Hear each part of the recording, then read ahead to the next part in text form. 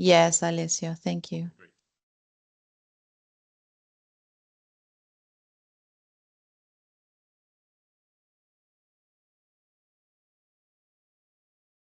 So I think here we are. Yeah, it's 11:03. Let's wait 1 minute more. Perfect. And then we can open the session.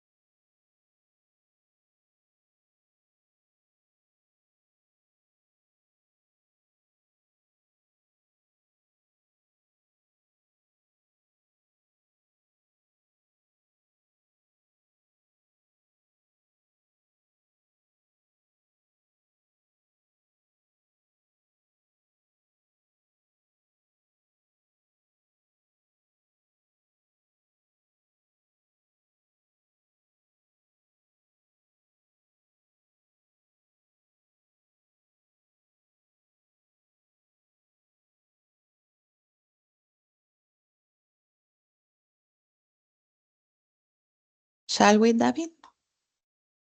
Yeah. Perfect. So good morning, everyone, and welcome. Thank you for joining us today for the H2STEEL workshop, Valorization, Biomass and Bio-Waste, Green Hydrogen, Biocoal, and Critical Raw Materials within the H2STEEL project. Today's sessions will explore how biomass and bio-waste can be transformed into valuable resources such as green hydrogen, biocoal, and critical raw materials, supporting a more sustainable and circular steelmaking sector. This event is part of H2STEEL and EU-founded project under Horizon Europe, which is developing competitive and sustainable solutions to decarbonize the steel industry through circular bio-waste valorization. For those who don't know me, my name is Josefina Treco. I'm the communication manager of the H2STEEL project, working with Contactica, a Spanish company specialized in supporting R&D projects, from concept design and founding applications to execution and market uptake. Our work spans a wide range of sectors, including food, health, environment, energy, and the circular economy. And before we begin today's session, I would like to briefly introduce the project, also our speakers and our moderator, the Professor David Chiaramonti, who is also coordinator of the H2STEEL project. This project, the title of this project is Green Hydrogen and Circular Biocoal from Bio-Waste for Cost-Competitive Sustainable Steel. It has started October 2022 and it will end this September. So we are finalizing the end of the end phase of the project. And with us work 7 partners from different 5 countries across Europe. The H2STEEL project aims to support the green transition of the metallurgy sector by providing cost-effective pathways for producing green hydrogen and biocoal from circular bio-waste streams. Also, the project contributes directly to the US green hydrogen strategy and the decarbonization of the European steel industry, opening new roads for sustainable and competitive steel value chain. I would like to welcome Viviana and Alessio. They are from Politecnico di Torino, one of our partners, the coordinator partner of this project.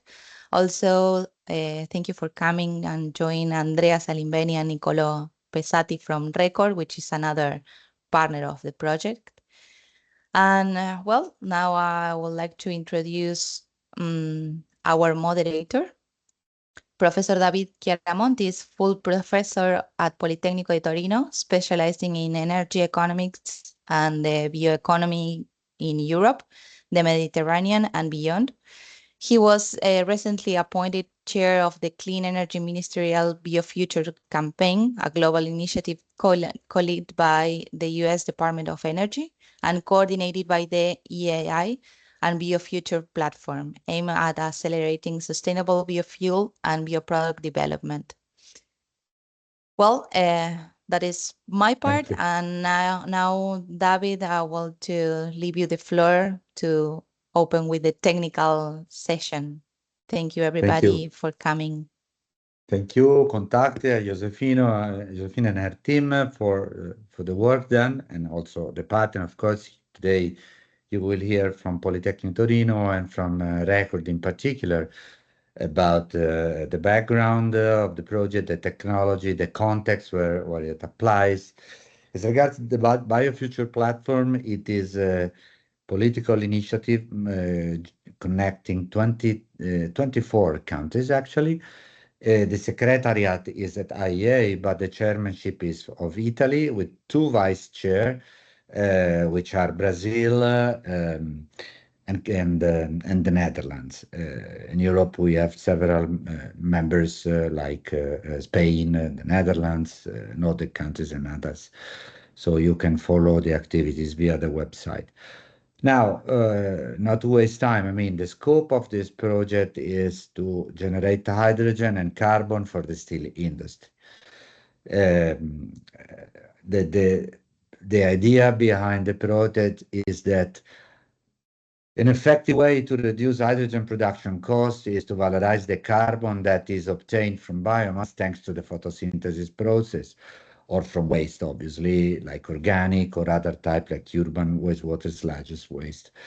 In that case, the system can generate more than just one source of income, which is the hydrogen, because you add the value of the carbon either as a product or as a carbon credit for the carbon market, which is a very fast growing and interesting market. So in this project, you will see we carbonize organic material and we utilize it to break down the biomethane molecule into carbon and hydrogen of different forms. So we will have the opportunity to discuss more after each presentation. I would keep a Q&A for the end. The last presentation will be about the plant because we're building a plant. Record is building a plant, a proof of concept plant, which is a quite big stuff. But first, we can start with Dr. Andrea Salimbeni from Record, head of this unit, that will quickly introduce the issue of decarbonizes the steel sector. This is one out of many options which are complementary and are all needed. So, Andrea, if you can take the floor, please go ahead with your presentation. Thanks, David. Just give me just 1 minute to share the presentation. Of course. I don't remember if we mentioned the other partners in this project, like ArcelorMittal, beyond Contacted, Politecnico, and Record. I mean, ArcelorMittal and Leiden University, Imperial College. Don't remember if I forgot someone else, but I don't think. Okay. Good. No, Yes, it's coming, Andrea. We see your I have to director. change. Yeah. It's quite slow, so you see in delay what I'm doing. That is quite usually happening in this case. Let's see. Now,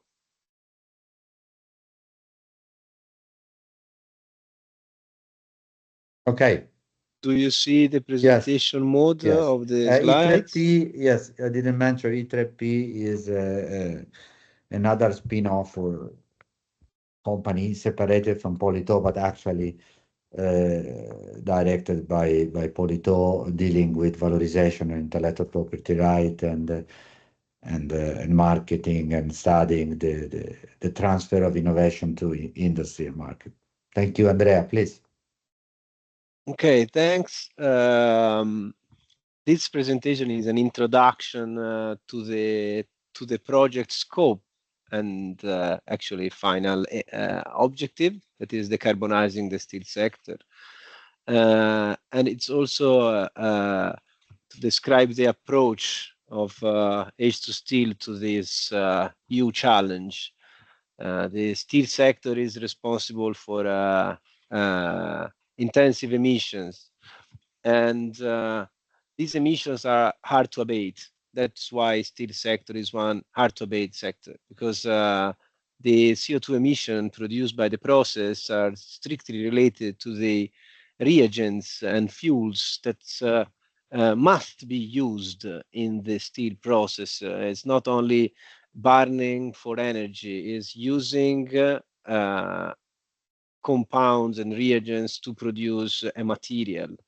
And that is why the target of this project, in line with the European Commission, is to decarbonize the steel sector by innovating in the green hydrogen production technologies and producing an alternative to coal, because fossil coal is the main responsible for the emission produced by the steel sector.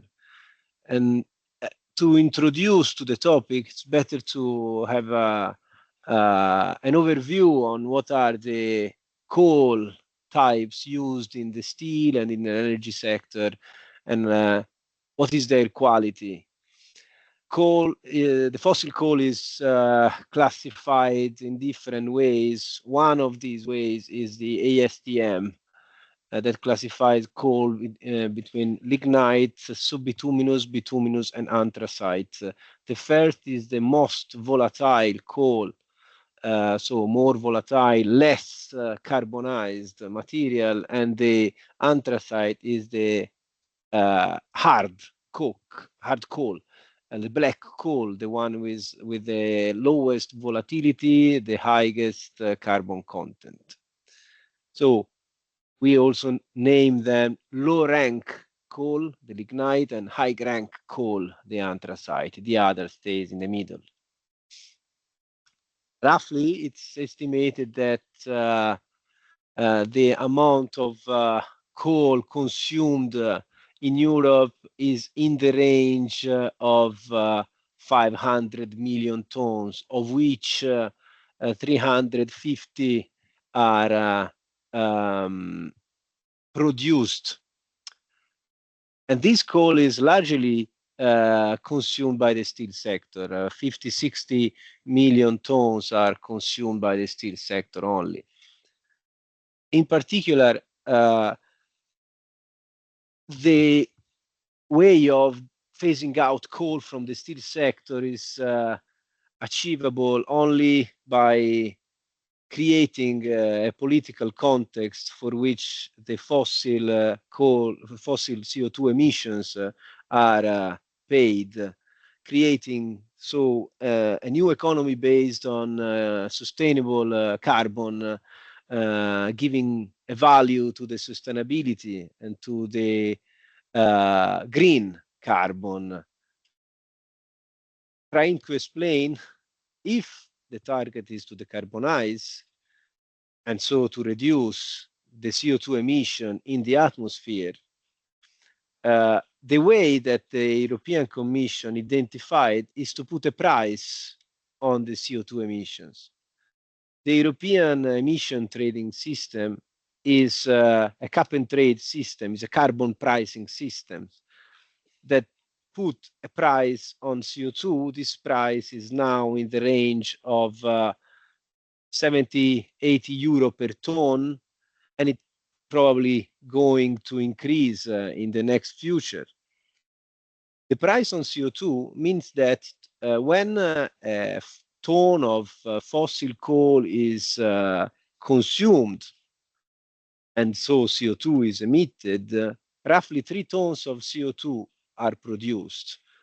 So considering a price of 70, we can easily calculate that 210 euro per ton of fossil coal are added to the price of the feedstock when it's used in the steel sector. That is the way of doing biocoal competitive, because if we want to replace fossil coal, we have to make the alternatives competitive. This economy generates new revenues because companies are now asked to pay for the CO2 they emit, and this payment goes into the government bills, and it creates the opportunity to decarbonize even more the processes by using these funds, which are actually directly derived by the European system. And that is, in practice, what it means replacing fossil coal with a biocoal or with a charcoal. If we produce char from wood, it will be for sure more expensive than a fossil coal.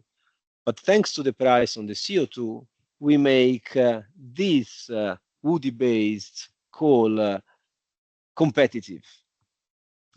And the reason is that the CO2 that are emitted by the use of a biogenic carbon, the biocoal, are neutral because they are in a cycle where the wood is produced by trees that absorb CO2 to grow. So, trying to accelerate, in traditional stick making, the coal is used in different steps of the process, not only directly in the blast furnaces, this is the scheme of the traditional blast furnace, but also in producing the feedstock for the blast furnace, the sintering and the coke oven. In total, it's estimated that about 700 kilo of coal are needed for 1 ton of hot metal production. The blast furnace consumption is easily shown in this chart. The amount of, with a pointer, the amount of coal consumed is distributed between a pulverized coal, which is injected from the bottom, and it is used mainly as reducing agent, and also the coke. The sum of coke and coal is in the range of 500 kilo per ton of hot metal. The coke is charged from the top and creates levels that must support the compression that the hot metal and the iron ore produces in the furnace. The PCI, the pulverized coal, is injected to be gasified and to produce CO that reduces the iron. The iron ore reduction with carbon into iron metal and CO2 is here. So that is how a conventional blast furnace works and how the coal is used for. The coke oven is needed to transform a fossil coal into a coke. So there is a mass yield from 100 kilo of coal, roughly 80 kilo of coke are produced, because coking is a process where coal is devolatilized at 900 degrees roughly for an amount of hour between 15 and 24 in a static way. At these temperatures and in these conditions, the coal does not only devolatilize, but it starts having a plastic deformation, creating a carbonaceous fluid at the temperature that is increasing at the end the strength of the coal and creating thus the coke. Only specific type of fossil coal can be used for coke production. Among them, the liptinite and the vitrinite are those mainly used. So this is one of the processes where coal is adopted, and that is a future target of our research. However, we have not to forget that hydrogen can play a relevant role. Why? Because so far we say that carbon is used in the form of pulverized coal in the blast furnaces to reduce the iron ore into iron metal. But the same can be done with hydrogen. Replacing coal with hydrogen enables to decarbonize the reduction process. However, as you see, the concept is widely different than the traditional iron making.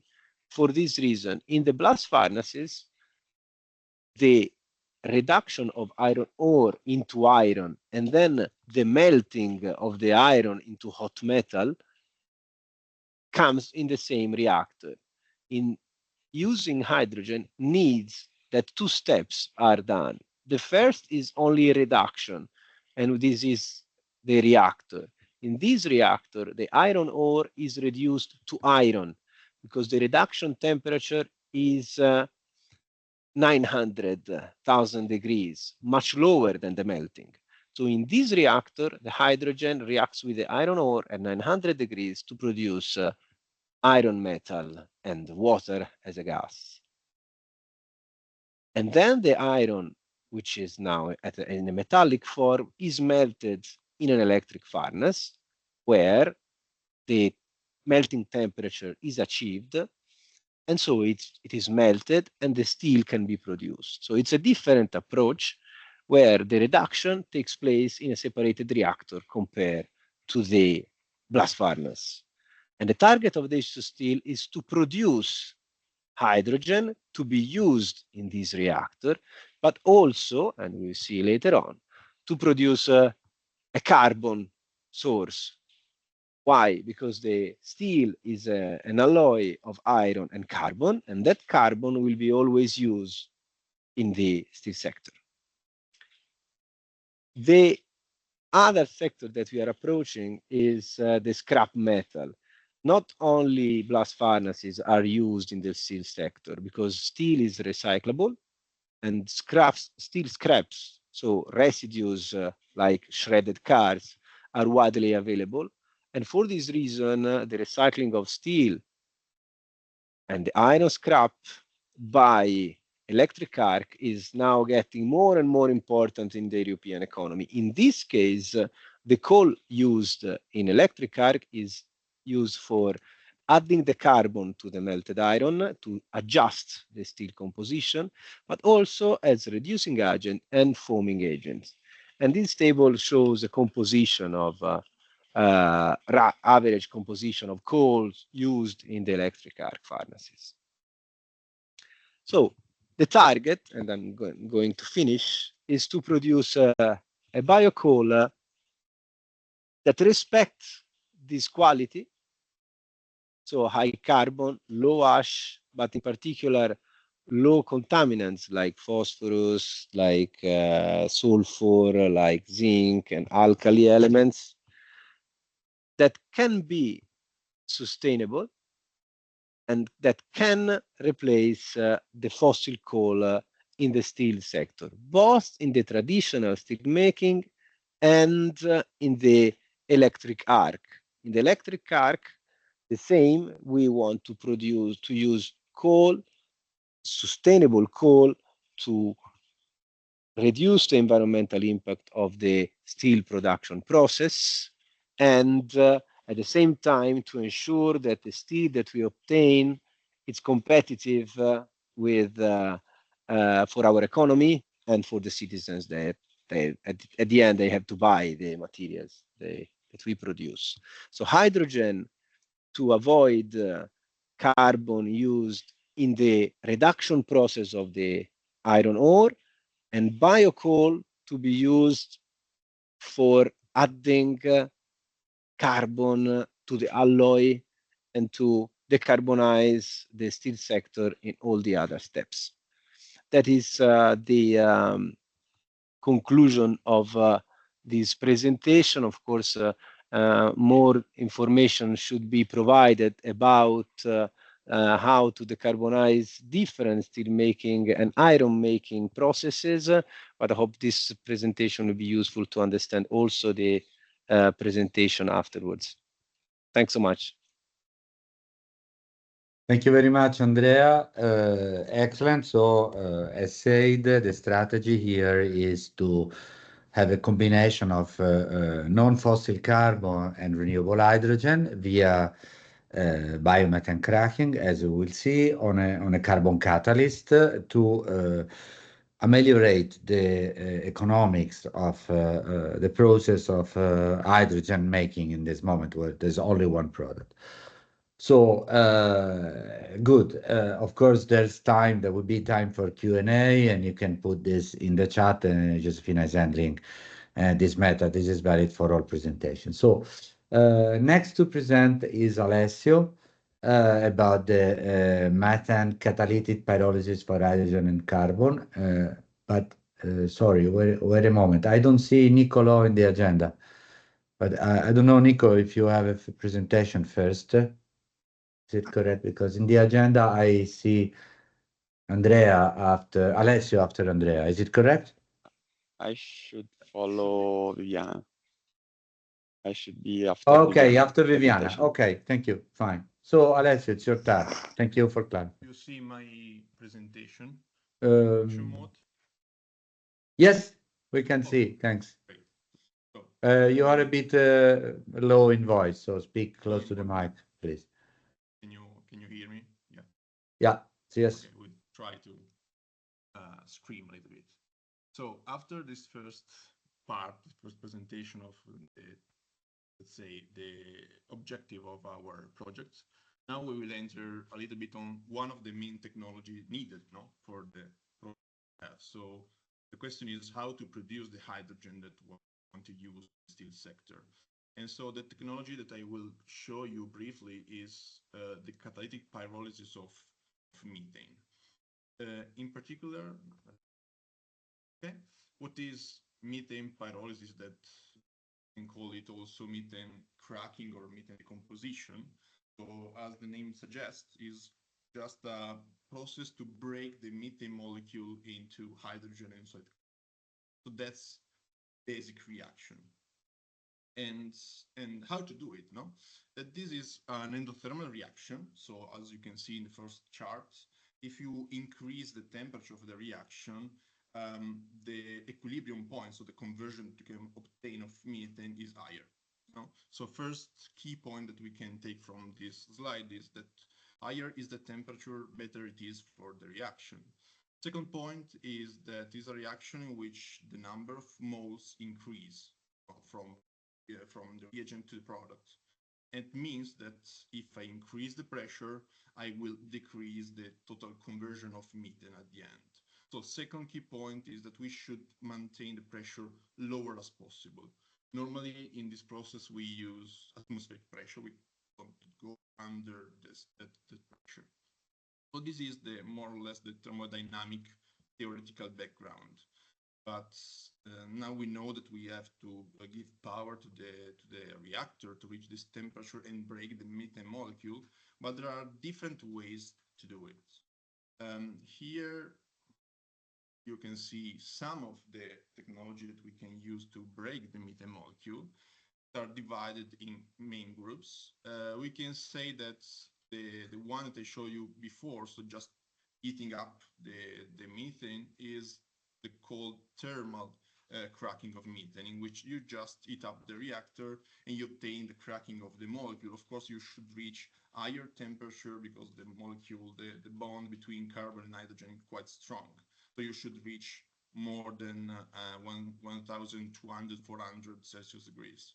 Other ways to do it is, of course, heat up the reactor with different carrier. You can see here more molten salts, molten metals and alloys. But there are also other ways. Between them, the one that is the focus of the presentation of today is the catalytic methane pyrolysis or cracking. So using catalysts to be able to decrease this temperature that I'm saying, and so decreasing also the energy consumption of the product. So now we will focus mainly on this part. Here you can see which are the main material used for catalyst for this process can be divided into families. So one is metal-based catalyst, in which the main used also in literature are nickel, iron, and cobalt. And then the other family that is carbon-based catalyst. You can see also here in the two charts the conversion and the stability of these catalysts. And in particular, of course, the conversion obtained in the case of metal-based catalyst is, let's say, higher than carbon-based catalyst. You can see nickel and iron and so on. They also have quite clear range of temperature in which they can work, but generally speaking, they have a better conversion. About the stability, it strongly depends also on the support of the different catalysts. Here you can also note another important point, that is the cost, of course, of the catalyst, because metal-based catalysts have a quite good conversion, but at the same time, it costs, of course, more, especially for cobalt. It costs a lot. Indeed, is one of the less used catalysts. And also for cobalt and nickel, there are all the other problems related to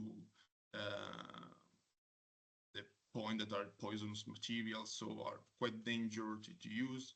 And so normally in literature, in let's say close to industrial scale process, you can see mainly iron-based material, iron-based process. Here another chart that shows us was saying before. So every kind of catalyst have a temperature range in which it works. Also because for nickel, for example, and also cobalt, if you go over 700, 800 Celsius degrees, they start to have some like a sintering problems. So you should work at lower temperature. In this case, near to 600, 700. Instead, for the carbon-based catalyst, we don't have this problem. We can work at higher temperature and so go over 800 just to increase a little bit the conversion, just pushing on the kinetics of the reaction. But there are some problems in the process, in the sense that the reaction, as I said, brings to the production of hydrogen, that is our goal, and also solid carbon. This solid carbon, when you do a catalytic process, it deposits on the catalyst, of course, because these are the sites in which the reaction happened. And the problem is that after a while, the catalyst deactivates, in the sense that it's completely covered by carbon molecules. And that's a problem because then the conversion decreases a lot. This is something that we already know. In chemical engineering, we have some process like fluidized catalytic cracking, in which is not like low molecule, low hydrocarbons like methane, but they use bigger molecule, heavy hydrocarbons. They crack them just to produce gasoline. But then what is the point? They have the deactivation of the catalyst, but they burn it. They simply burn it just to take out the carbon from the catalyst, to regenerate the catalyst, and to put it again into the process. That's okay. It's one of the options that we have, but it's not the best one, because in our case, it is not just a matter of hydrogen production. It's a matter of hydrogen and carbon production, because carbon is quite important. So we don't want to burn off all the carbon that we deposit, but we want to separate it and use it, because of course it's a high value carbon. About the value of the carbon, here we have a chart that shows us the kind of carbon, because it's not just particle of carbon, there are different kinds of carbons. You can see here the main ones, so carbon nanotubes, carbon black, carbon fibers, and graphite, and so on. And each one is characteristic for certain type of catalyst, certain type of temperature. For example, carbon nanotubes is a kind of carbon material that is mainly produced for metal-based catalysts, no? Because the carbon then diffuse into the metal particles and create the structure of the nanotube. Instead, if we have carbon-based catalysts, we mainly go through graphite, amorphous carbon, carbon black, instead of more sophisticated form of carbon. But then there is a point. So the question is, there is demand for all of this carbon.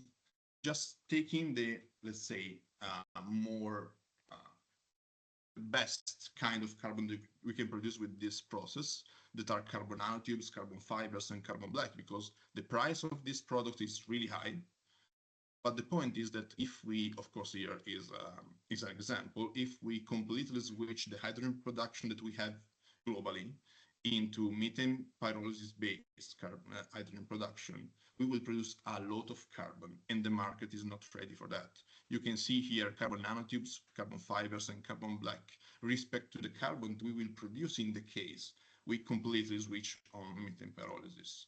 Of course, this is not the case, because hydrogen we will produce in different ways, but it's just to say, be aware that carbon is the main product, because if you see the mass balances in mass, the main product of the process. So it's quite important to have a market for that.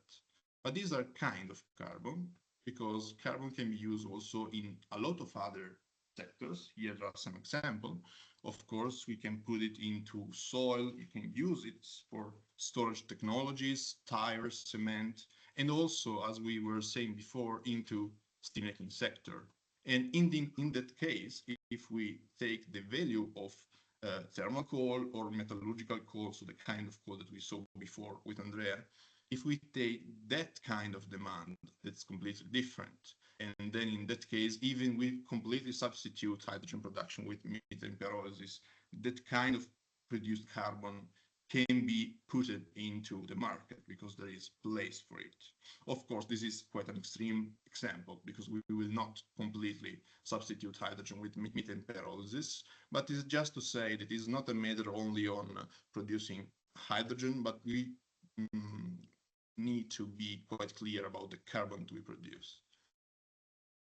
And so now let's see why we should we consider methane pyrolysis. And here is an example, a comparison between different technologies. The first one, if I'm able to switch the slide, the first one is the state of the art, no? So steam methane reforming.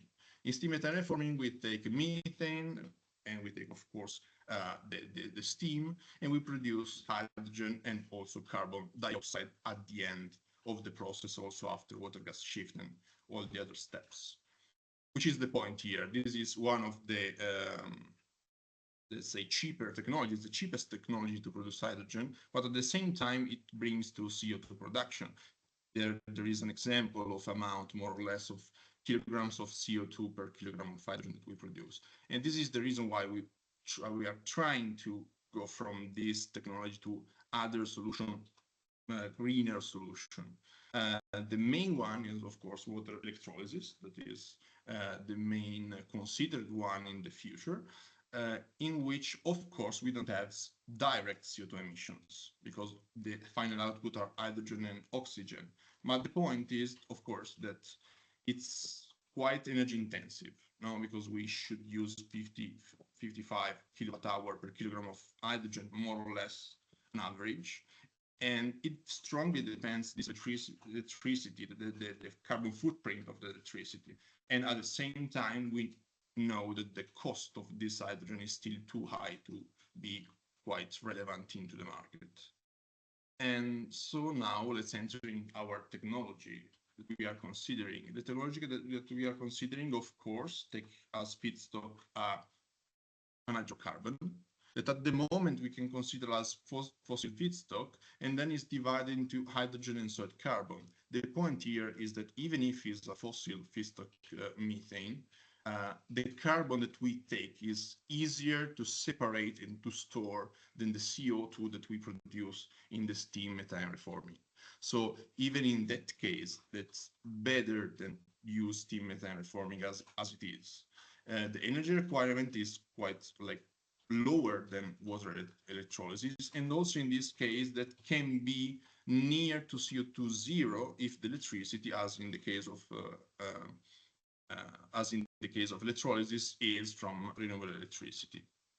But the point of H2STEEL, and then my colleague will present better after, is that if we use sustainable feedstock also for the methane, but also for the catalyst, the carbon catalyst, we can be even more sustainable than what I show you now. Because in that case, we have biogenic CO2, biogenic carbon, everything that enters into our processes bio-based. So in that case, we will be able to produce, of course, hydrogen, and in this case will be green hydrogen, and also a really high value carbon-rich byproduct that is a mix between the biochar that is produced by pyrolysis of biowaste and also the carbons we deposit on the surface that still, if is biomethane, is again biogenic. So this is more or less the idea, the background of the technology that we are considering. And thank you for attention. Okay, thank you very much, Alessio. We are right in time. I don't know if it's the case to have a break or not anyway. I mean, Josefina, can we proceed with the other presentation and then close with a bit more of time to allow also Q&A? Yes, sure, David, as you Okay. prefer. You are the moderator here, so I think it's you make the possible decision. to keep the momentum. I would move to, if for you is okay, Perfect. Viviana, to your presentation on on the catalytic biomethane pyrolysis, the details of the process. Thank you, David. I try to share my presentation.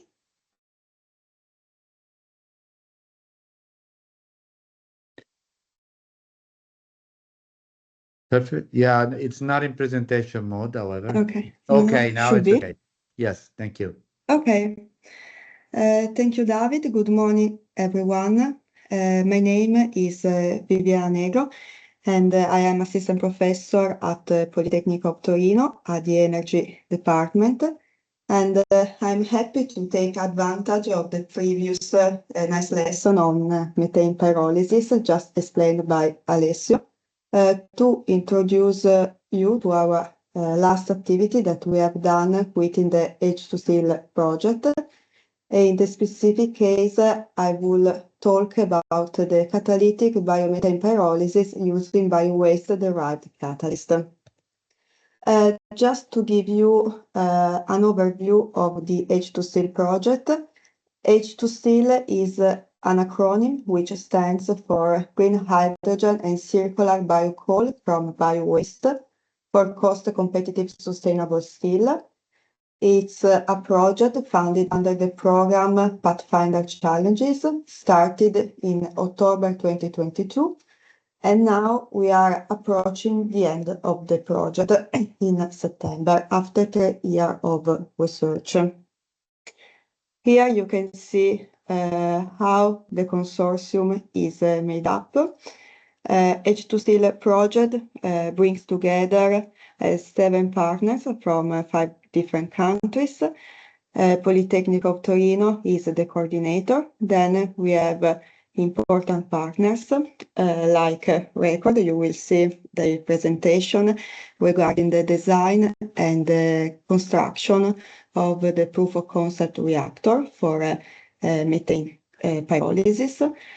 And among the other, we have the participation of ArcelorMittal, that is, as you know, important stakeholder in the producing of steel at the European and world framework. Then we have a Contactica that has organized this workshop for the communication dissemination targets, ULAI, I3P, and Imperial College. As already well explained by Alessio, the catalytic methane pyrolysis is a method to produce hydrogen from methane that, unlike conventional processes like steam methane reforming, can convert methane into hydrogen without delivering GHG emissions. What happens? We start from methane. We break the molecule into 2 molecules of hydrogen and 1 of carbon. It's worth mentioning that in this case, carbon is in the solid form, so we are not producing CO2 emission. And this solid carbon is extremely important because can be used in downstream processes and industries, in industry that requires the use of carbon. We use catalyst in order to lower the process temperatures. And as Alessio said before me, catalyst can be iron, nickel, carbon-based materials. However, the use of carbon-based catalyst derived from waste materials like sewer sludge is something that has been really studied in other frameworks. So our target is the study of sewer sludge to be used for catalyst production, because in this case we are not only producing a valuable material, but we can mitigate also the challenges related to the waste management. For instance, if we start from sewer sludge, we can suggest a solution not only for the waste disposal, because sewer sludge is a hard and costly waste to be disposed, but we can also offer a promising way to produce catalyst for hydrogen production. So all in all, this work aims at developing a method to prepare a waste-derived carbon-based catalyst for methane cracking, or alternatively said, pyrolysis.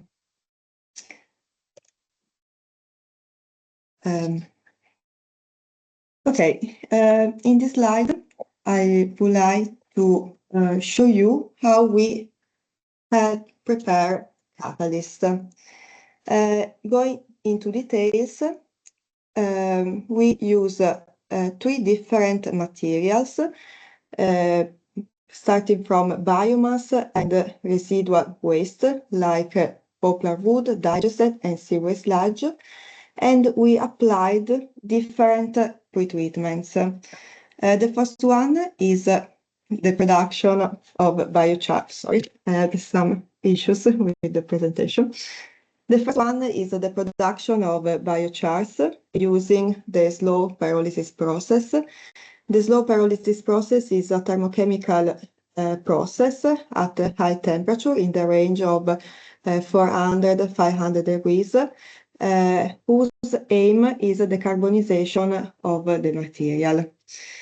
The second process is the chemical leaching that allows the removal of ash from the produced biochar. In this case, we can also target the simultaneous recovery of critical raw material like phosphorus, magnesium, calcium, that can hamper the use of the final biocoal in the steel sector. And then we have also the enhancement of a biochar surface area through physical activation. In this case, the surface area is a key point when the biochar or biocoal, in this case, is addressed to the use of catalyst. Going into details, now I would like to present the 3-step processes for the production of catalyst of a suitable quality for the methane pyrolysis. Obviously, the starting material, namely wood, sewer sludge, and digestate, and their physical and chemical properties can affect the operative conditions of the processes they are subjected to. And in case of wood, since the material has a very low ash content, the leaching process can be even skipped. So starting from the material, we apply the pyrolysis process to wood, sewer sludge, and digestate, selecting the optimal operative conditions, can be different from according to the starting material. Then the biochar produced from seaweed sludge and digestate are subjected to the leaching process to recover the critical raw material. This process was performed with nitric acid in a specific condition for temperature, residence time, and water to acid ratio. And then all the biochars have undergone the activation process to enhance the specific area of the catalyst. Instead, here you can see the laboratory equipment that we use for methane pyrolysis. It's worth mentioning that we use a different condition, especially for the inlet methane concentration. Here you can see 1 to 0, 1 to 1, and 1 to 9. But of course, our target was to simulate the industrial condition that we have at the steel plant that are the use of natural gas. But of course, diluting the methane concentration at the inlet reagent, we are able to achieve higher methane concentration, high methane conversion. What about the results regarding the leaching and activation processes on the characteristic of the catalyst in terms of ash content and the surface area? Starting from the ash content, we conducted experimental trials on wood, digestate, and seaweed sludge. Wood is the orange bar, blue is the leach char, and gray is the activated leach char. In case of wood, we didn't apply the chemical leaching, so we don't have a change in the ash content starting from the char and going to the activated leach char because we skip the chemical leaching. Instead, regarding digestate and seaweed sludge, we have a significant reduction in ash content when the chemical leaching is applied. And you will see more details when Nicolò will present the results regarding this specific treatment. Going to the surface area, we can see a significant increase in this parameter after the activation process. In fact, the activation process was performed specifically for these parameters. You can also notice a slow increase in surface area when the chemical leaching is applied because the recovery of inorganic material, inorganic compounds, and again the rearrangement of the biomass and the increase of the porosity of the surface increase the surface area of the catalyst. I repeat, in this case, the activation process was specifically performed in order to increase the surface area because this is a key parameter for the catalytic production. Instead, going to the results for methane conversion, here you can see the effect of catalyst origin and characteristic on the reaction that is under investigation. We wanted to explore the initial methane conversion and then how the methane conversion changes over the time. And of course, we can see this trend, this negative trend, because after over the time, we have the position of carbon over the catalyst, and of course the catalyst is not performing as good as the very beginning. In any cases, results indicated that carbon materials with lower ash content achieved higher initial methane conversion. So the best performances were recognized for wood, char. After that, we have the performance of the digested char, and at the very end, the sewage sludge. However, if we apply the chemical leaching process, we have an increase by 20% of the initial methane conversion, and the best results, as expected, were achieved when the activation process was applied to the catalyst. Obviously, we also investigate the effect of the temperature of methane conversion. Here you can see 3 tests. The blue one was performed at the lower temperature. Instead, the red one was performed at higher temperature. Instead, the orange line was performed in order to simulate the blank condition with a silica bed. But in this case, we didn't recognize any conversion from methane to hydrogen, or better, the conversion was negligible. Working at higher temperature, as expected, we got higher methane conversion. We also investigated the effect of gas outlet space velocity on methane conversion, but in this case, in contrast, the gas outlet space velocity showed optimal performances at lower values among the ones that we have investigated. Finally, I would like to conclude showing you a possible configuration for the H2STEEL concept. The steel sector is very complex, but the complexity that we have can at the same time allow us to have flexible in the value chain that we can propose. In this case, we have decoupled the production of the biocarbon-based catalyst, and its use at the steel making facility. Again, alternatively said, we are producing the biochar using slow pyrolysis and chemical leaching and the wastewater treatment plant, starting from sewage sludge.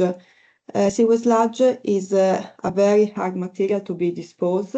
Its disposal is very expensive, and a conventional already in place technology dealing with this kind of waste is the combustion of the digestate. So in any case, we apply thermal energy to solve the problem of the sewage sludge disposal.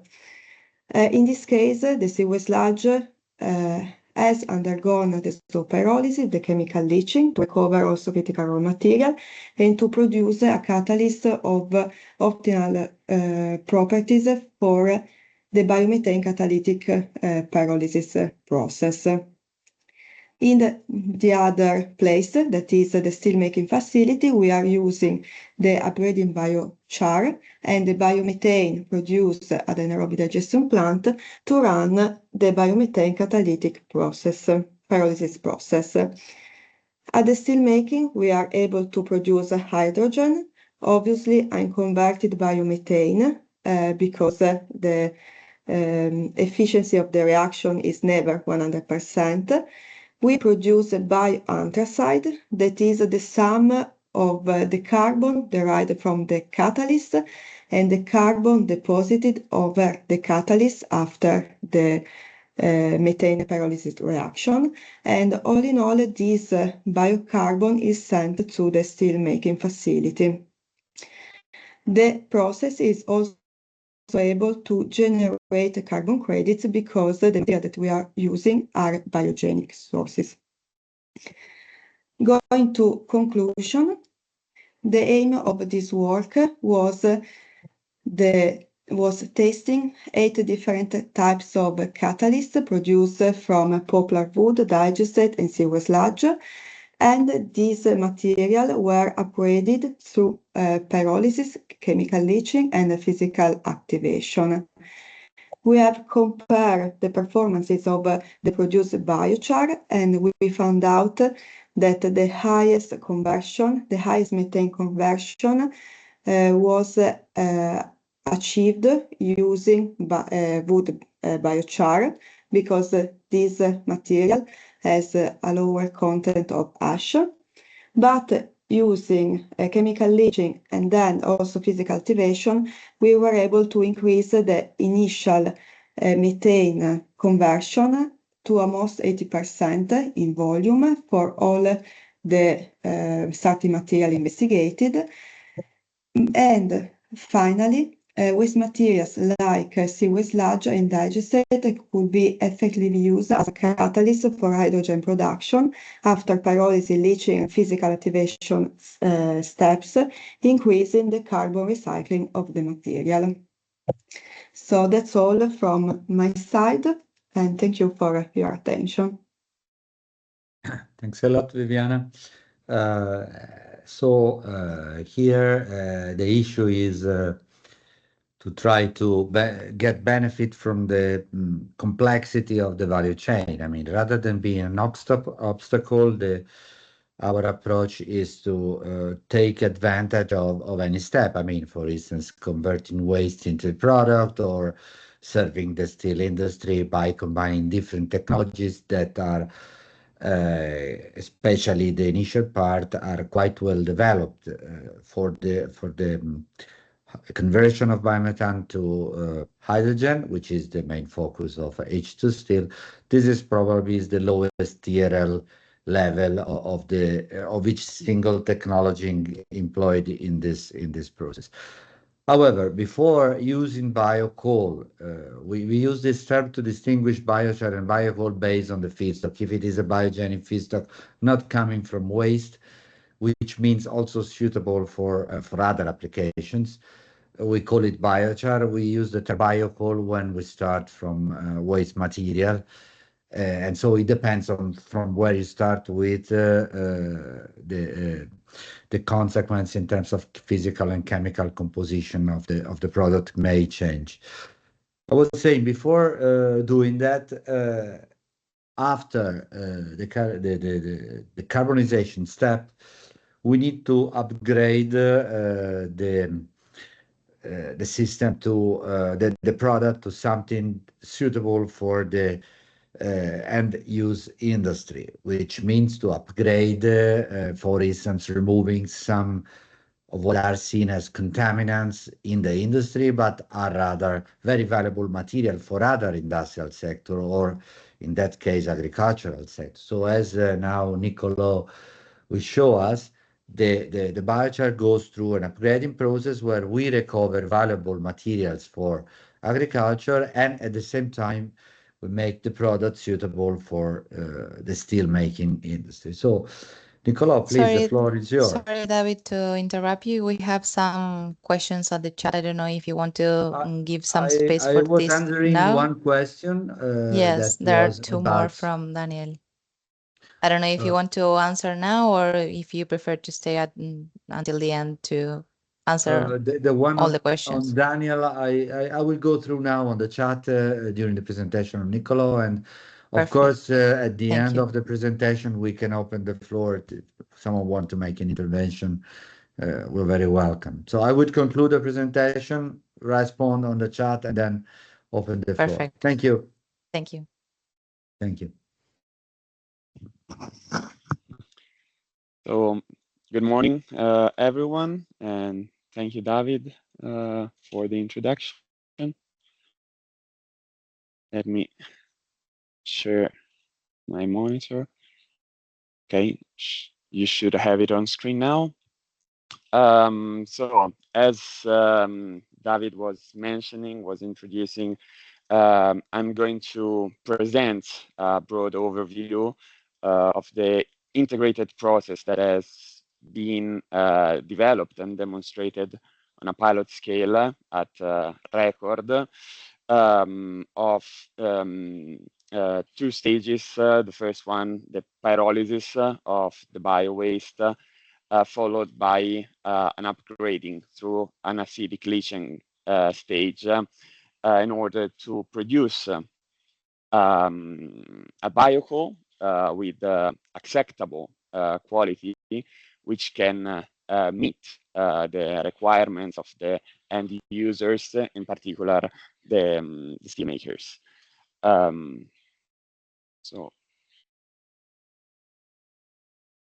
it's not okay. Well, sewage sludge from wastewater treatment plants and agricultural digestate from biogas producing plants are two examples of bio-waste that have been investigated and for which the integrated process has been validated. These two bio-waste are, of course, a good source of carbon, which can also preserve a decent enthalpic content following the thermochemical conversion, which is the pyrolysis. But as both David and Andrea at the beginning were saying, by their inherent composition, these bio-waste comprise also inorganic elements which are contaminants for the final product. In particular, we see high content of alkali and earth alkali metals, aluminum, iron, silicon, and most important is the phosphorus. So being able to develop a process, an integrated process, which can recover also the phosphorus while producing reduced ash content biocoal is a good achievement for two reasons. First, as I already said, is to meet the quality requirements of the steel makers, so low amount of phosphorus in the biocoal, but also it allows the process to have a higher end value in terms of economic and environmental sustainability, considering the phosphorus being included in the critical raw material list. So having a process that can recover such an important element is, of course, good, a good achievement. Here you can see the scaling up of the integrated process. So this is the first stage, which is the thermochemical conversion. So the pyrolysis that has been validated on a pilot scale at Records facility. So we used 3 kg per hour Auger type slow pyrolysis unit that you can see on the picture on the right.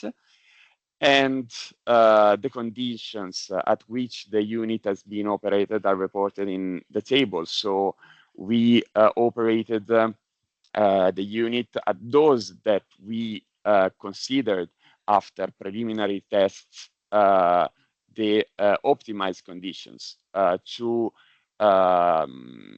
increase the solid yield and the quality as well of the solid product. So we have operated the unit at 550 degrees Celsius for roughly half an hour up to an hour. You can also see reported both the mass and the energy balances. So in the case of the treatment of the agricultural digestate, the solid yield is slightly lower, so 39% of biochar produced compared to 51% of biochar produced in the case of the civil sludge conversion, and it is mainly due to the higher ash content in the biochar from the sewage sludge. And also here you can see reported the energy balance of the process, where we can recover up to 39% of the energy in the biochar from the sewage sludge, which is slightly lower in this case compared to the energy that is preserved in the biochar from the agricultural digestate, which is 45%.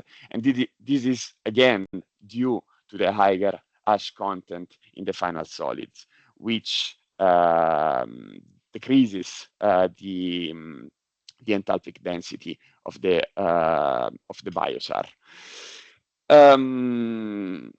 This here is the characterization that has been carried out in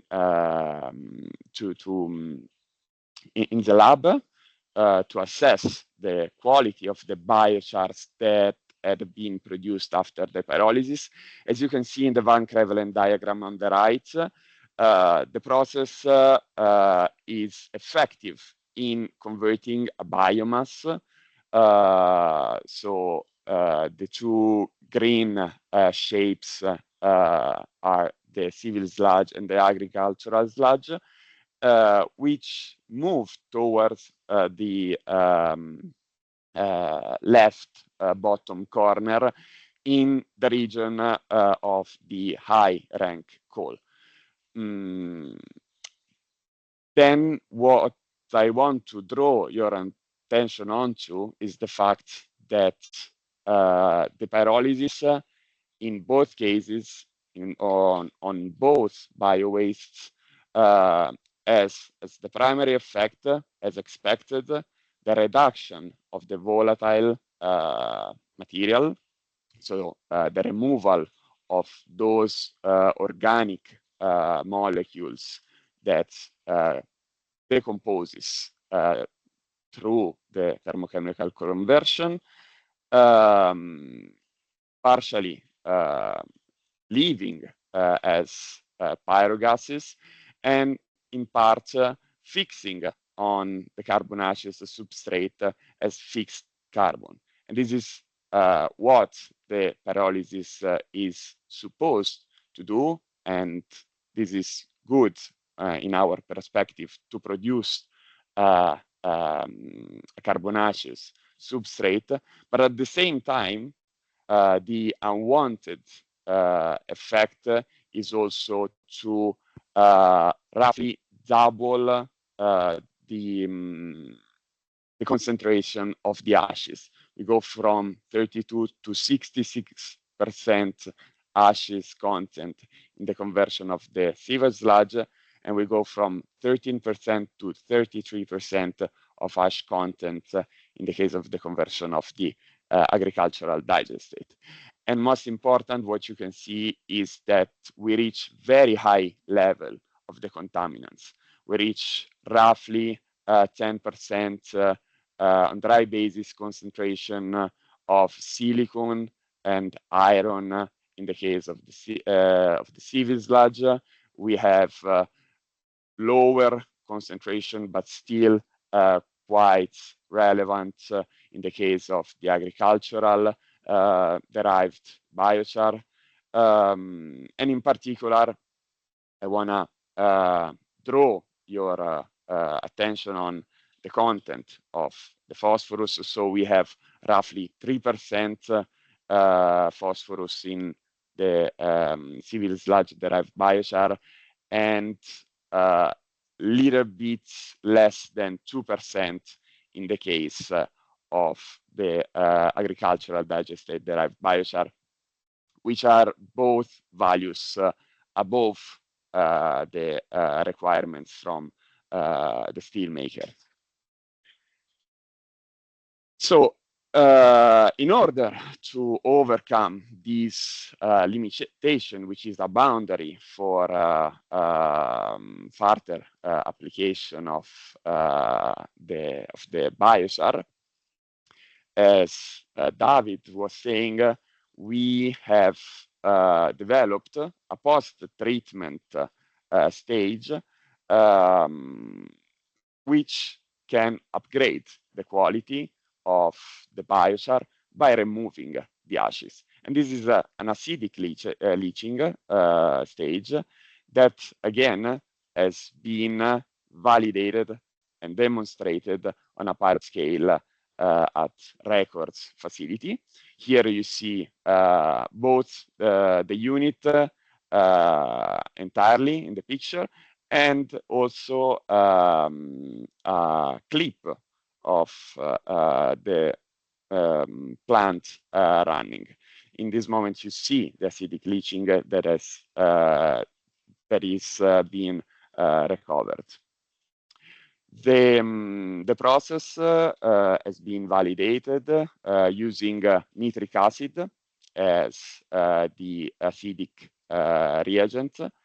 The process is performed at roughly 70 up to 80 degrees Celsius, and the residence time is relatively low. So just 1 hour of contact time is effective in reaching 63 ashes removal in the case of the treatment of the biosar derived from the civil sludge, whereas in the case of the biosar from the agricultural digestate, we can cut down the mineral content of the biosar by 73% using these conditions.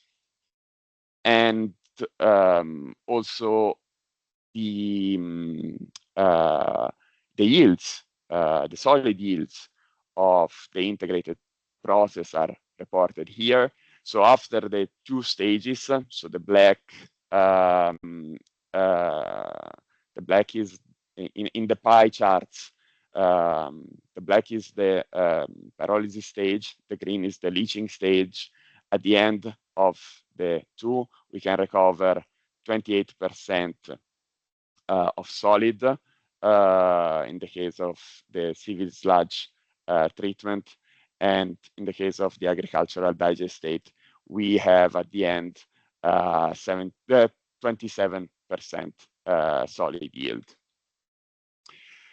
Again, this is the characterization of the biocoals that have been upgraded. So these show you how the leaching post-treatment is effective in achieving the results that we want.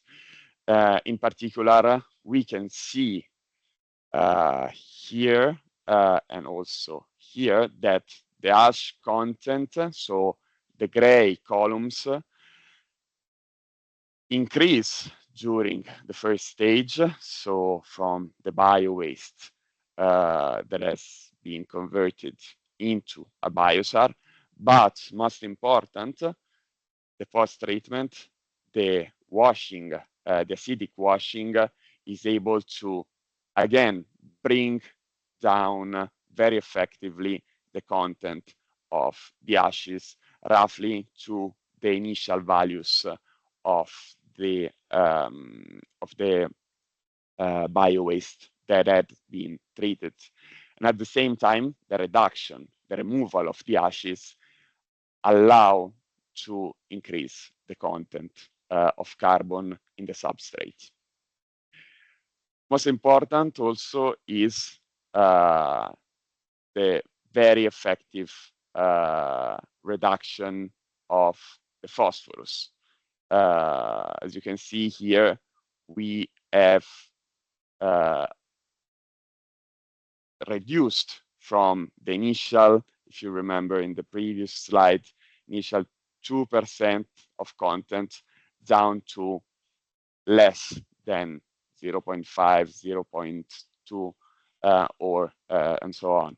So these two tables on the right are the report the efficiency of extraction of the elements during the leaching stage. So in the case of the treatment of the biochar from the sewage sludge, we can reach 96% of removal of phosphorus, which is recovered in the acidic leaching, so in the aqueous phase, while during the treatment of the agricultural digested derived biochar, the removal of the phosphorus, we consider it quantitative, so 100%. Of course, the process, our focus is on the phosphorus, and at the same time, the process has as a co-effect also the removal of the other contaminants, such as the earth, alkali metals, the iron. The only one which is not removed and stays in the final biocoal is the silicon. So drawing my conclusion, what I presented you is the fact that Record has been able to demonstrate and validate this proposed integrated process on a pilot scale. The slow pyrolysis is effective. The slow pyrolysis on a pilot scale is effective in removing the volatile matter from the initial bio-waste and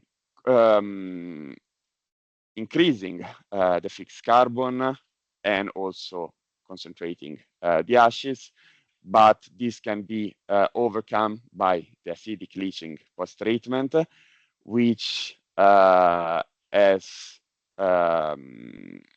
proved valid to cut down the mineral content of the biochar, reducing the ashes from 35 to 15% in the case of the agricultural digestate biochar, and from 58% to 38% in the case of the civil sludge biochar. Eventually, the focus on the phosphorus, which is in both cases almost quantitatively removed and recovered in the aqueous phase. So this is all, and I thank you for attending the event and for your attention. Thank you very much, Nico. Very informative, I think. That's a key point here. We have, if I may say so, that is to convert the waste into more than a single product that has a very clear market, especially now in the green transition. Of course, this needs to be scaled up, industrialize all these market-related aspects, of course. But the possibility has been demonstrated, if I may say, and the next step was the demonstration of the possibility with the upgraded material to go for another innovation, which is the methane cracking. Methane cracking can bring to even to carbon negative value chains, because the carbon is not anymore in the form of a gas like CO2, but it is in the form of a solid, as Alessio also explained. And this creates value because it goes into a number of policies, including carbon removals, but not only, also other forms of carbon markets that can be addressed with this and contribute to reduce the cost of the hydrogen that is generated. This is only possible thanks to what Niccolo has just shown. Now, in the last and final presentation, we will address and we will give some hints on the proof of concept plant that during H2STEEL has been built. It is a challenging technology because we need to operate at more than, let's say, at 900 degrees temperature. For a number of reasons, we have selected this pathway well, as the most promising, but also as a good compromise between operational performances and material requirements and design characteristics. There are a number of considerations. Nevertheless, before giving the floor again to Andrea, the proof of concept is not even a demo plant, is a pilot, is used to investigate at reasonable scale in a continuous manner the process itself. This has a number of implications. For example, optimization in the POC, proof of concept plant. Optimization of the process is not the main target. Optimized design of the reactor is not the main target. The main scope is to show that this is doable, that performance are a good starting point for further scale up and industrialization, but moving from the POC to demo and to industrial demo before commercial application will of course imply a number of adaptation and changes that will address several of the elements present in the POC, from feeding to reactor design to discharging to heat recovery, if any, and so and so.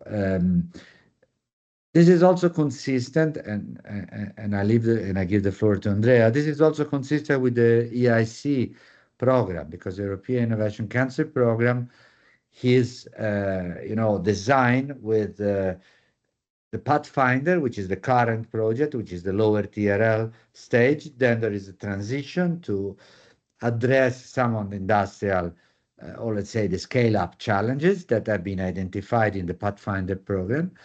And after the transition, everything is successful.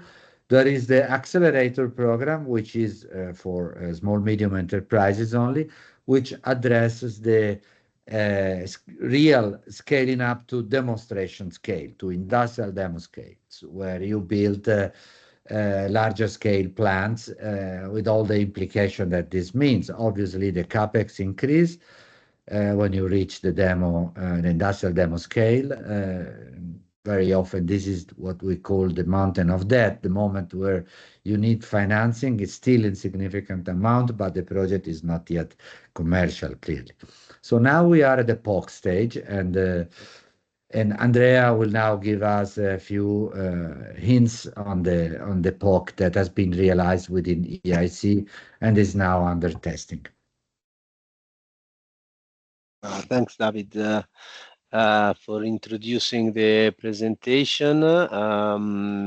The design, construction, and testing of this new pilot was, as said, quite challenging because of the novelty concerning the replacing of the catalyst and the high temperature at which we have to bring a gas that then turns into hydrogen. That's the plant. It's quite hard, as you can imagine, to move from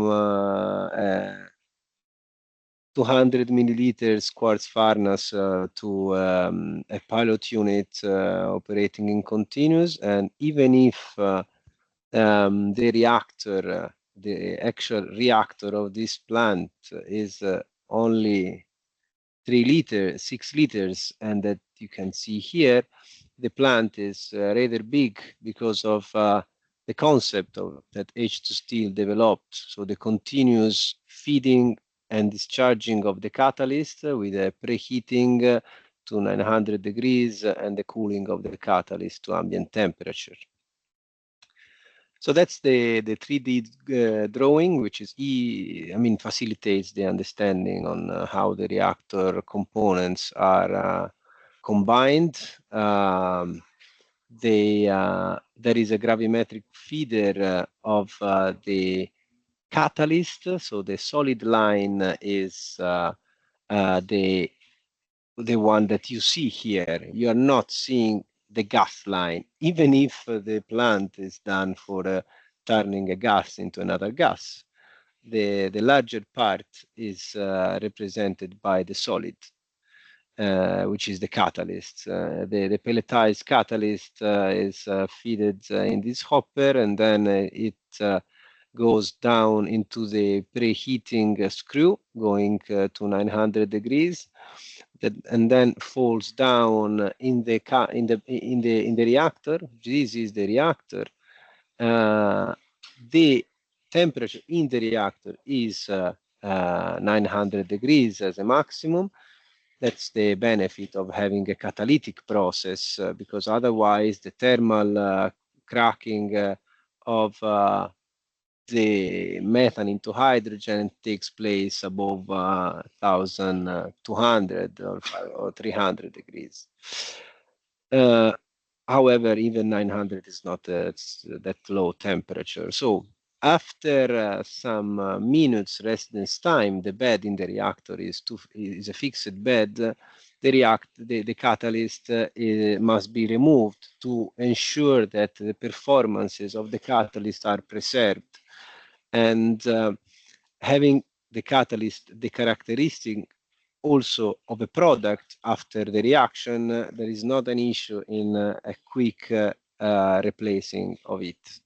The cooling screw, the blue one, is the discharging screw, where the catalyst passes from 900 to ambient, actually 70 degrees temperature, and this is then stored in the tank. The tank is representing the maximum capacity of the plant when it's operated in continuous, because it's not actually a continuous discharging. There is a maximum volume achievable, and this is a solution that we have found to minimize the risk of air passing in a plant that operates at 900 degrees with hydrogen. Say that a list of the units that characterize the plant.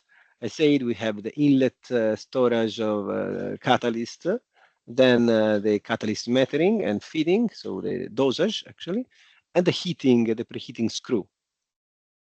We have also gas feeding, which is hard to be seen in a scheme. The gas feeding is then passing through a preheating system, because the gas must be preheated too, to avoid that there is a reduction in the cracking efficiency, because the temperature, the reaction temperature must be achieved both for the catalyst and for the gas.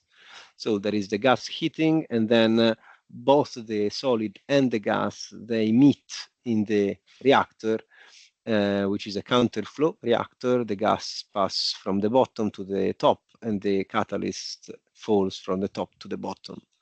There is so a co-presence of the two in the reactor, and the velocity and the spatial velocity of the gas determines the time the gas stays in contact with the catalyst.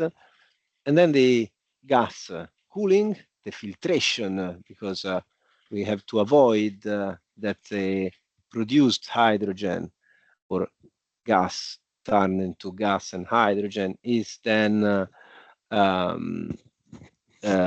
contaminated by dust and by some condensable vapors, because moisture must be minimized, but we cannot fully avoid it sometimes. Then there is the gas management, and which is cleaning and condensation of particles. And then we have the solid discharge and cooling that I have shown before. The 12th control, it's a control system. This chart explains better how the gas and the catalyst meet in the reaction. So the two lines, they are in the co-presence in the section 6, which is the reactor. As said, what it was needed is to avoid air leakage, gas leakage, and injection of oxygen at any concentration in the reactor. And for this reason, this plant works not only with methane, but also with nitrogen for example, the preheating of the whole plant is done by fluxing nitrogen. And then when the plant is ready at the temperature, we start fluxing the gas, so the methane. That's why, because as said, this is a pilot, it's not an industrial plant. It's a concept of a potential industrial plant, but it's operated for 1 day, no more, with a storage capacity of catalyst of 550 liters. And for this reason, we have to heat up with nitrogen and cool down with nitrogen when the process and the test is done. I say the reactor volume can have two different operating solutions, 3-6 liters, depending on the catalyst residence time that was set between 5 and 15 minutes. Having a higher residence times produce less spent catalyst at the end, but can partially reduce the conversion efficiency. That is a quick overview on how the plant works. The biocoal, the catalyst, is processed by in pellet form. And to do that, we had also to develop our specific pelletization solution that we have identified. Even if this plant is a pilot, consider that for a test, around 100 kilo of catalyst are used. So the project at the end and this pilot increase the size of the test compared to what it was initially proposed in the project. So we scaled up more than required. And that is exactly what is, I mean, that's quite an older picture, but it's to show you how the plant looks like and how the different components are placed, and that the plant is already on and tests are undergoing. Thanks so much. Thank you very much, Andrea. We are in good time. The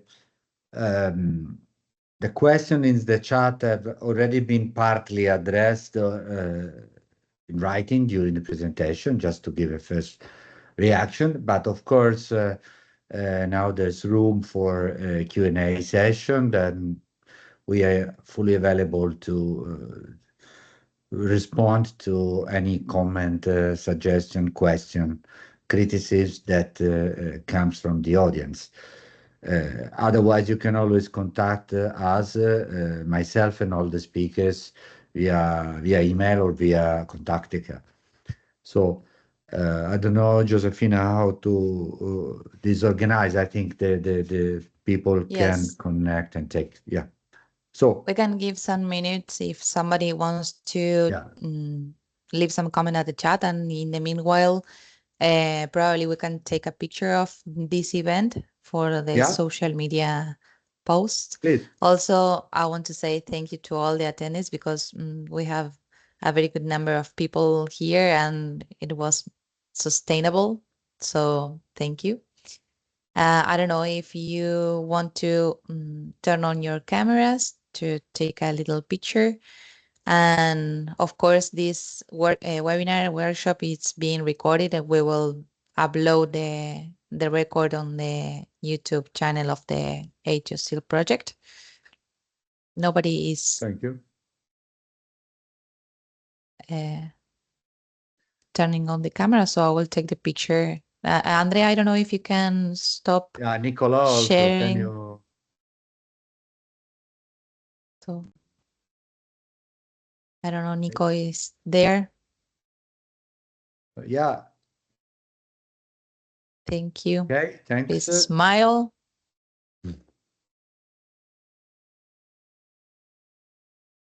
And well, I don't know if people have questions on the chat. You can raise your hand. Yes, or they can they need open the permission to turn on the camera.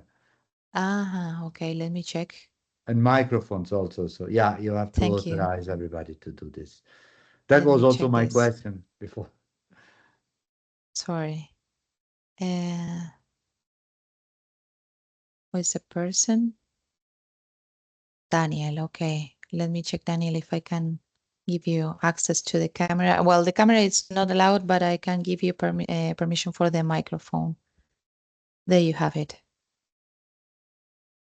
Thank you, Daniel. You can talk. You can try talking.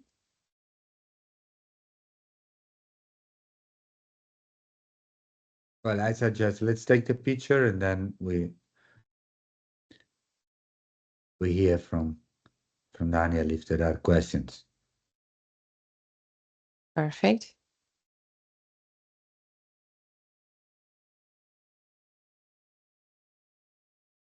I already give him permission. Okay, but have you taken the picture? Yes, yes. It Okay. doesn't work. Yeah, it doesn't work. So let me see if I can do anything. Here, let me check again. Maybe you can let me try. I put him as speaker. Can you try now, Daniel?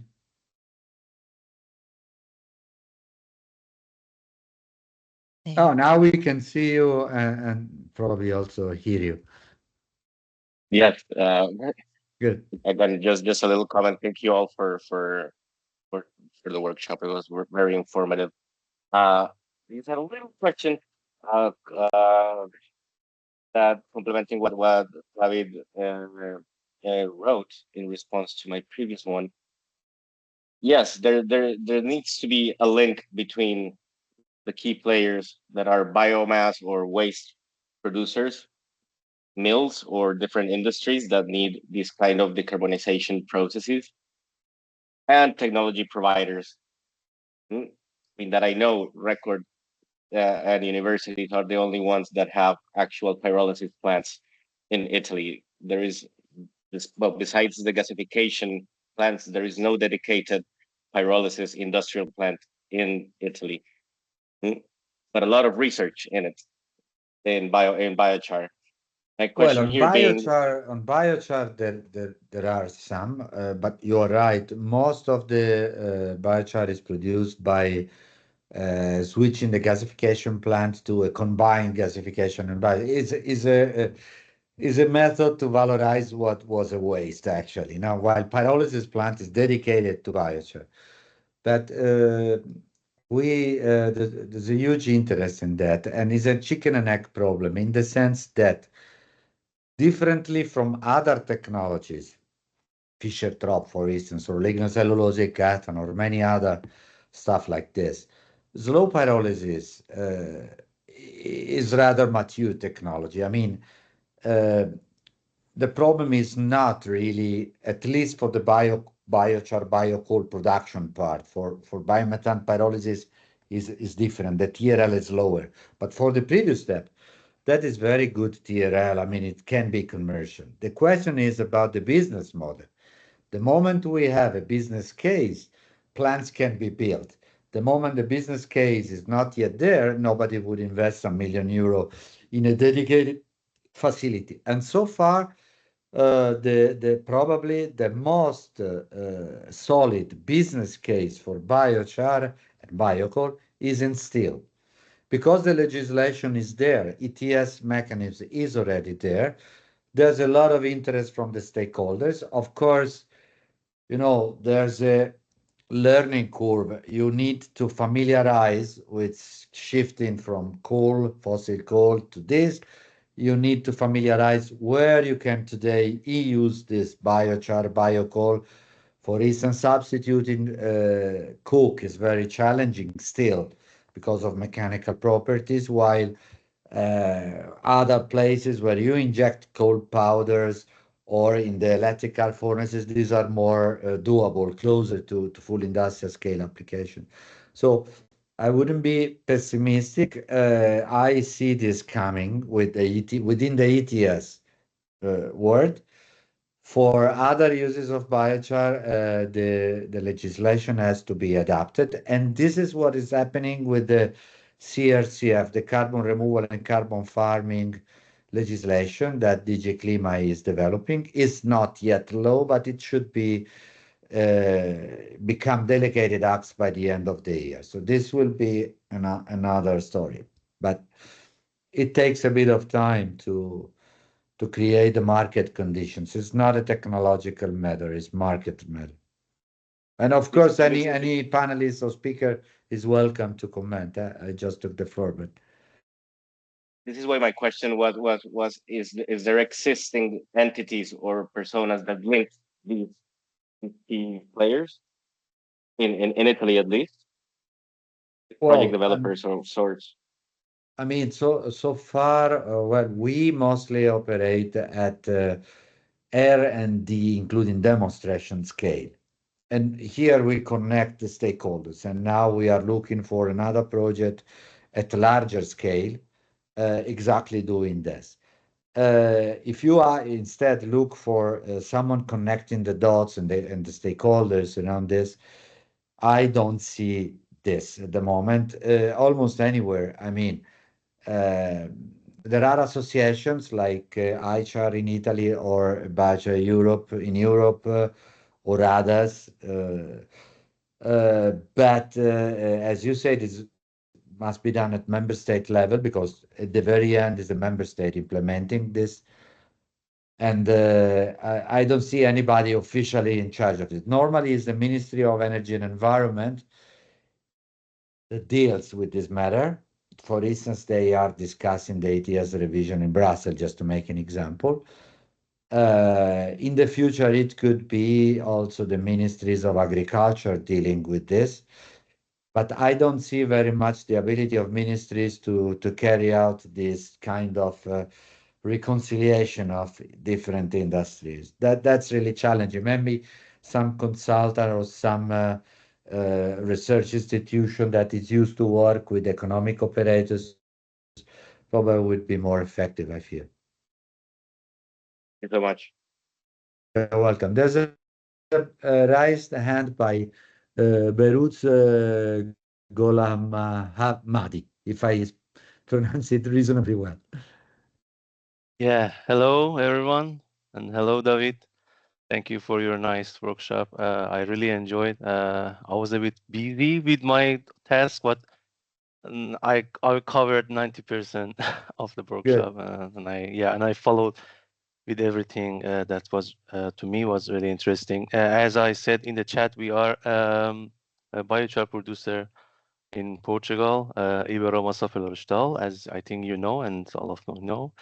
And this topic is very interesting to us too, because we are talking and we are thinking about to develop of our production line and to include to have the other benefits from biochar producer from biochar production, because we are looking to not just only producing biochar and charcoal and to develop our system.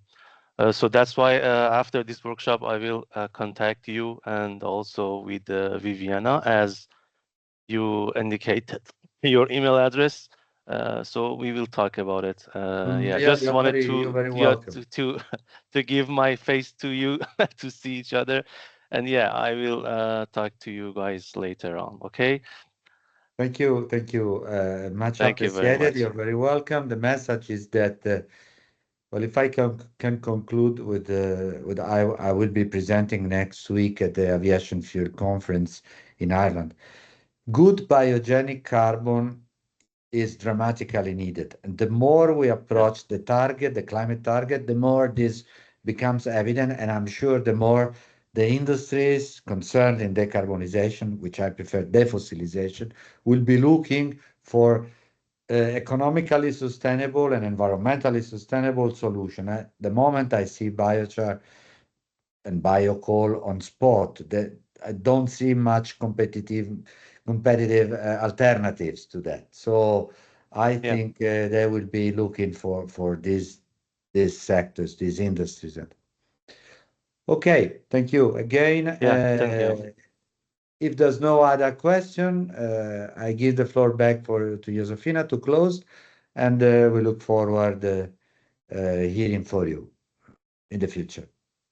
Thank you, David. Thank you, everyone, for joining us today. We will send after the meeting the presentations for everybody to have it. And of course, if there are more questions after the workshop, you can reach us through the emails. Thank you, everyone, and congratulations to the H2STEEL team because it was a very insightful workshop today.